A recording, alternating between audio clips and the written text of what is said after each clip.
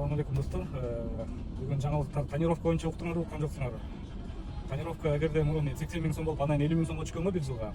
Азыр 33.333 сомго чыгып турду. Бирок силер эгерде дароо эле 3 жылга төлөп салсаңар да, бак 100 миң төлөсөңөр 3 жылга уруксат берилет экен да. Бирок ошо таң калыштуу эле, тонировка негизи мен каршы эмесмин, бирок акча алганда мен каршымын да. Себеп дегенде 2010, 2000 жылдары, 2010 жылдары, 15 жылдары тонировкага каршы болгондор бүт ошо ГАИ кызматкерлери, начальстволору бүт каршы болгондой кылдычы. Бул деген жанагы обзорду бузат, ДТПлар көп болот, анан ОПГлар жүрөт, бирөөнү урдап кетет, анан нарушениялар ичинде ремень менен, телефон менен көрүнбөйт депчи. Анан бирок акча төлөсө эле андай болбой калган туура эмес да негизичи. Тонировка деген негизи бекер болуш керек да негизичи.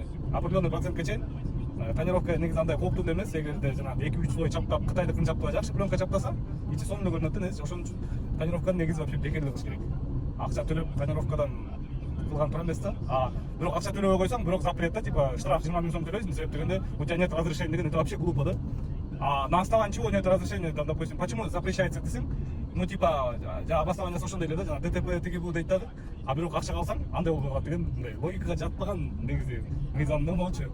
Ошол себептен тонировканы либо всем, либо никому кылыш керек да. Если баарына болсо анда бекер кылыш керек. Сен кандай ойлойсуң негизи ушул боюнча, оюңар кандай тонировка боюнча?